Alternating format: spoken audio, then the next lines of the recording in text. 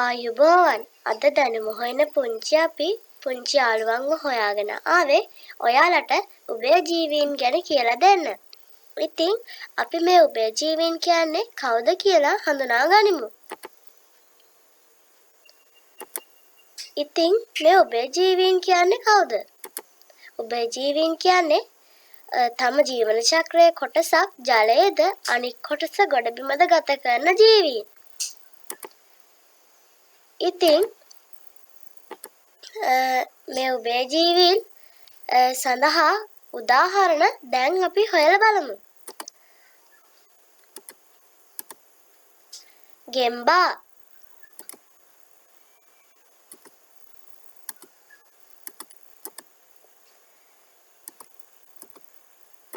මැඩියා,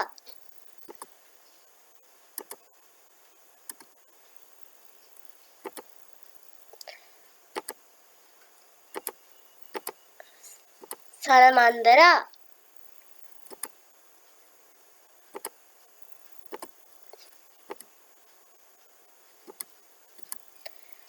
නූට්ටා. හොඳයි. අපි දැන් මේ උභයජීවීන්ගේ ලක්ෂණ ටික හොයලා බලමු. ජීවන චක්‍රයක් එහෙමත් නැත්නම් රූපාන්තරණයක් සහිතය. කොරපොතු රහිත ග්‍රන්ථිමය තුනී සහ සෙවලමය සමක් සහිතය. බොහෝ උභයජීවීන්ට සංචරණය සඳහා ගාත්‍රා එහෙමත් නැත්නම් කකුල් පිහිටා තිබේ. ශ්වසනය පෙනහැලි තෙත සම හෝ මුඛය මගින් සිදු කරයි. ඉතින් යාළුවනේ ඔයාලා මෙන්න මේ ටික තමයි උභයජීවීන් ගැන මතක තියාගන්න ඕනේ.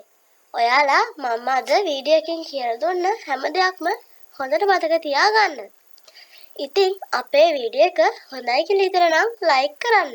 ඒ වගේම ඔයාලගේ අදහස් අපිට කමෙන්ට් කරන්නත් අමතක කරන්න එපා. ඒ විතරක් නෙවෙයි ඔයාලා මේ වීඩියෝ එක ඔයාලගේ අනිත් යාළුවන්ටත් ෂෙයා කරන්න. එතකොට එයාලටත් මේ වීඩියෝ එකේ තියෙන දැනුම ලබා ගන්න පුළුවන්. ඒ වගේම ඔයාලා තාම සබ්ස්ක්‍රයිබ් කරලා නැත්නම් අපව සබ්ස්ක්‍රයිබ් කරන්නත් අමතක කරන්න එපා. එහෙනම් අපි ගිහිල්ලා එන්නම්. ඔයාලා හැමෝටම සුබ දවසක්. ආයුබෝවන්.